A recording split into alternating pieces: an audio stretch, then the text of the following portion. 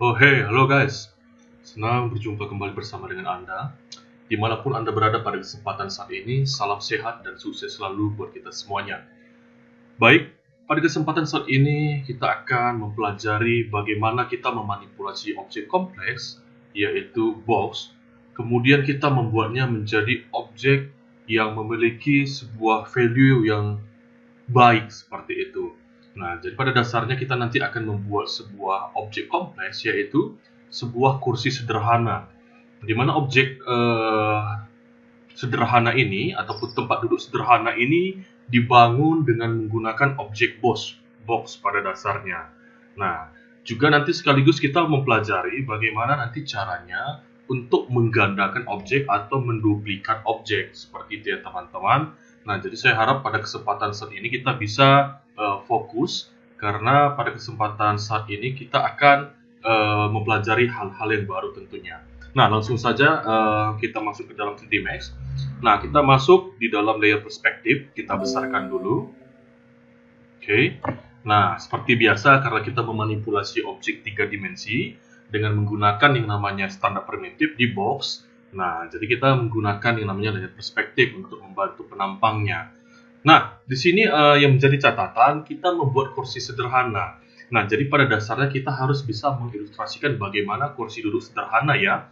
Nah, misalnya kursi yang ada contoh di playgroup atau di TK ya, yang pada dasarnya dibangun dengan menggunakan seperti kayu broti dan beberapa kayu sederhana ya. Jadi kalau kita boleh imajinasikan, kita visualkan, nah jadi kursi sederhana itu pada dasarnya ada beberapa bagian ya. Nah, yang menopangnya kaki itu ada 4 bagian, ya. Kemudian ada nanti dudukannya, kemudian nanti ada yang namanya batang sandaran yang di belakang, ya. Biasanya itu pada dasarnya ada 2. Kemudian nanti sandaran yang di depannya seperti itu.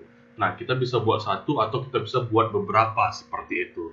Nah, pada kali ini saya akan memaparkannya kepada kalian. Karena pada dasarnya di episode sebelumnya, kita sudah mempelajari bagaimana mengcustom atau memanipulasi objek single ya, atau objek yang namanya itu satu gitu.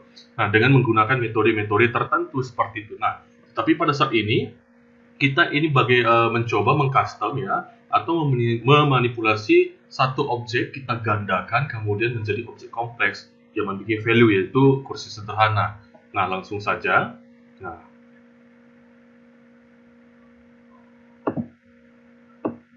oke, pertama-tama di sini saya buat box ya. Nah, di sini saya tidak menggunakan ukuran prosedur, tetapi saya di sini menggunakan yang namanya proses pembuatan objek secara bebas seperti itu teman-teman ya. Nah, saya di sini membuat yang namanya sebuah kaki kursi dulu. Nah, saya mengambil ini satu kotak yang ada di penampang perspektif ya. Nah, saya ambil di sini, oke. Kemudian saya naikkan ke atas seperti ini. Katakanlah ini sebuah yang namanya kaki kursi ya teman-teman ya. Nah, jadi ketika kita sudah membuat seperti ini, kita tidak perlu membuat baru lagi seperti itu. Di sini saya akan menggajarkan bagaimana cara menggandakan objek atau mengcopy objek. Nah, setelah kita berhasil membuat satu, nah kalau misalnya teman-teman di sini mau dibuat ukurnya lebih bagus, boleh saja sih ya. Kita masuk contohnya ke modify.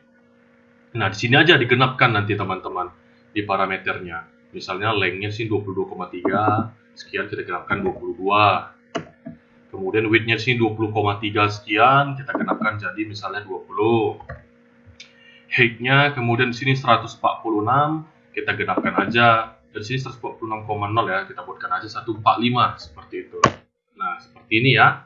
Nah, sekarang kita akan menggandakan objek ini. Nah, untuk menggandakan objek pada dasarnya simple ya, seperti itu ya teman-teman ya. Nah, untuk menggandakannya simple. Nah, bagaimana cara menggandakannya? Nah, untuk menggandakannya, kita pilih dulu objeknya, kemudian kita pilih select and move. Nah, kita akan gandakan dia ke samping.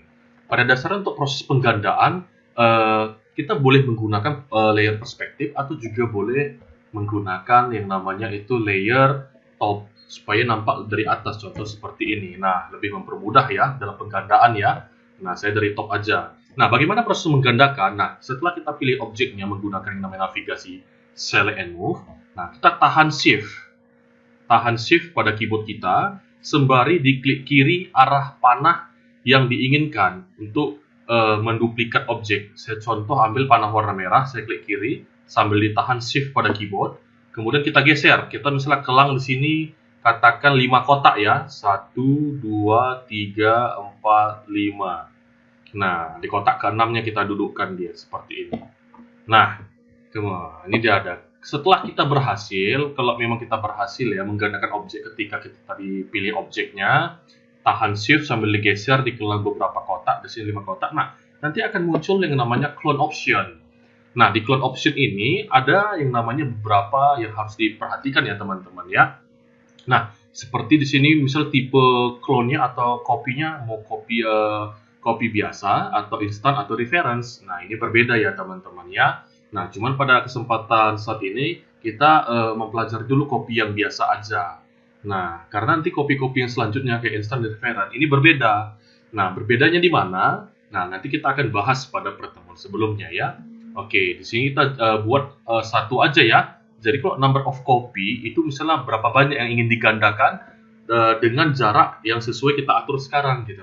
Nah, karena kita hanya membutuhkan satu, ya kita buat satu aja ya, kemudian di-oke-kan. Nah, sudah berhasil ya. Nah, kalau teman-teman lihat, saya balik ke perspektif seperti ini dia. Oke, setelah jadi seperti ini teman-teman. Nah, jadi teman-teman nggak usah capek-capek lagi. Setelah jadi seperti ini, saya masuk ke top lagi. Nah, tinggal di-blok aja semua. Pilih select and move. Kemudian diklik kiri aja dari luar, kita blok seperti ini, dapat semuanya. Nah, ya kita klik kiri, di-blok seperti ini. Kemudian sama, tahan shift lagi. Kemudian geser ke depan, kelang 5 kotak lagi. 1, 2, 3, 4, 5 kotak ke-6 seperti ini. Nah, sama ya, kita pilih ini kopi biasa. Nah, sudah jadi ya, coba kita lihat dulu di perspektif. Nah, seperti ini dia. Oke, kakinya sudah selesai ya teman-teman ya. Nah, tugas kita sekarang adalah apa? Nah, tugas kita sekarang adalah membuat yang namanya sebuah dudukan di sini. Nah, dudukan di sini sebenarnya kalau kita hanya menggunakan satu objek aja, kita tidak perlu masuk lagi ke sini ya. Ke menu bar sebelah kanan pilih mouse lagi, nggak perlu. Kita modifikasi aja, manipulasi aja objek yang ada di sini. Nah, saya kembali ke top lagi ya, teman-teman ya. Nah, kemudian ini saya ambil satu, saya kopikan aja. Misalnya di sini. Oke. Nah, ini tinggal saya besarkan aja menggunakan select and uniform scale. Nah, saya harap teman-teman tahu ya masih fungsinya ya, seperti ini. Nah, ini kebesaran ini ya. Oke, sorry. Ini saya ulang dulu. Tadi ketekan tadi teman-teman sebentar ya. Oke, ini saya copy sini, saya oke, kemudian saya pilih seperti ini. Saya geser pelan-pelan. Wah, ini sih ketekan aja terus ini. Oke, nah seperti ini, kemudian saya tarik lagi seperti ini. Pelan-pelan aja dia ditarik gini ya. Nah, seperti ini. Nah, supaya untuk mempermudah kita, dia nampak tembus pandang. Nah, seperti yang saya katakan kemarin pada sesi sebelumnya, nah kita bisa tekan F3 pada keyboard. Nah, supaya nampak dia. Nah, ini yang saya maksud. Nah, jadi kita bisa mendudukkannya pas gitu ya. Nah, seperti ini yang saya bilang. Lebih kurang seperti ini, jadi dia posisinya bagus. Teman-teman ya, tidak terlalu lari dia nanti gitu. Nah, seperti ini dia. Kan nampak dia posisi kakinya ya. Nah, oke, seperti ini. Sudah nampak ya, bahwasannya kaki-kakinya ini letaknya strategis. Ada di ujung-ujung yang namanya dudukannya. Nah, sekarang kita mau lihat posisinya. Posisi kedudukannya itu dari depan. Nah, maka kita masuk ke layer front. Nah, ini kan masih sangat tinggi nih. Yang namanya dudukannya ini kan sama tinggi sama kakinya. Nah, kan ini kan harus kita kecilkan dulu. Benar ya? Nah, kita kecilkan. Seperti ini. Satu kotak. Nah, setelah itu kita naikkan. Nah, itu makanya saya katakan kepada teman-teman, ketika kita masuk ke dalam yang namanya objek kompleks, memanipulasi objek kompleks lebih dari satu, kita tidak bisa mengandalkan yang namanya hanya menggunakan satu layer saja. Minimal kita menggunakan 3 layer. Layer pertama adalah layer perspektif, kemudian layer top, dan layer front. Agar objek yang kita buat itu letaknya pas dan mendapatkan hasil yang sempurna seperti itu. Nah, setelah jadi seperti ini, kita boleh lihat hasilnya di yang namanya perspektif. Nah, saya tekan F3 lagi. Nah, ini teman-teman, sudah jadi kan? Nah, sebenarnya sudah bisa jadi kursi ya, seperti itu ya. Tetapi kita butuh yang namanya senderan belakangnya ya, teman-teman. Nah, jadi sebenarnya untuk buat senderan belakang gampang, teman-teman. Kita tinggal masuk ke front lagi. Nah, kita tinggal gandakan aja. Mau yang depan atau yang belakang. Tinggal di blok seperti ini aja. Nah, ini udah otomatis terpilih ya, depan belakang gini, kemudian kita tekan shift lagi. Kita copy dia ke atas untuk menjadi senderan atas. Nah, setelah seperti ini, kita oke kan? Oke.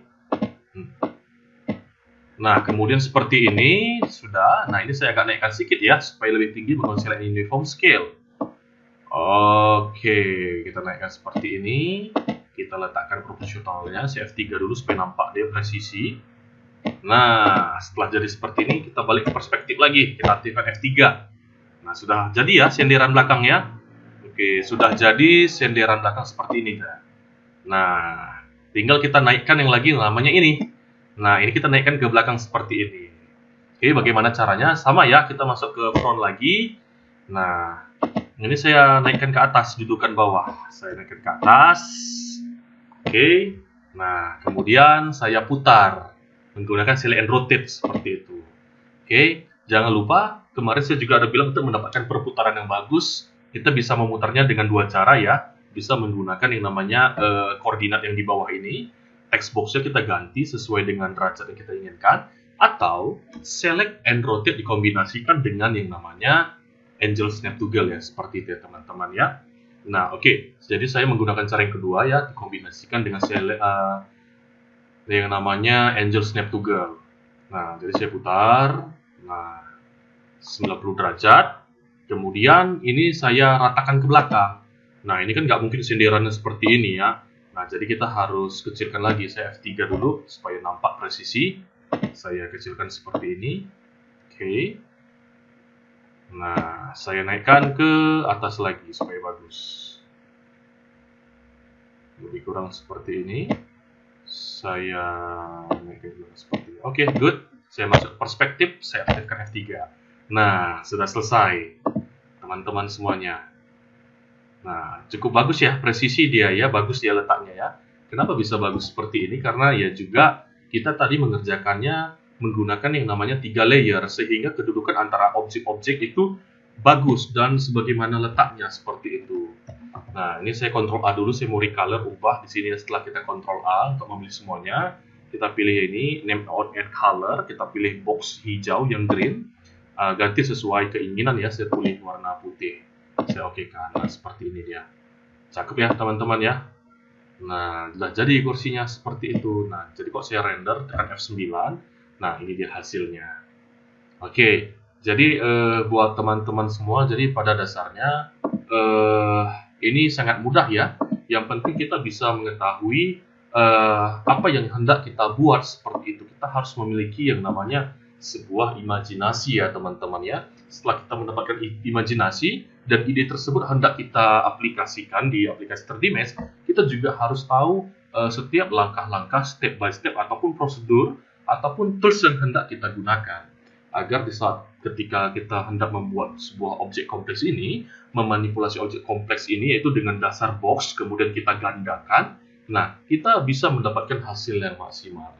Nah, mungkin ini saja yang bisa saya sampaikan pada kesempatan saat ini. Semoga materi pada kesempatan ini menambah wawasan kita di bidang desain, khususnya 3D modeling buat kita semuanya. Nah, sampai jumpa kembali pada episode selanjutnya, tentunya di mata kuliah, tentunya di desain grafis ya, ataupun multimedia yang tentunya akan menginspirasi kalian semua. Salam sehat, sukses selalu buat kita semuanya. Saya tutup perjumpaan pada saat ini dengan ucapan thank you dan selamat malam buat kita semuanya.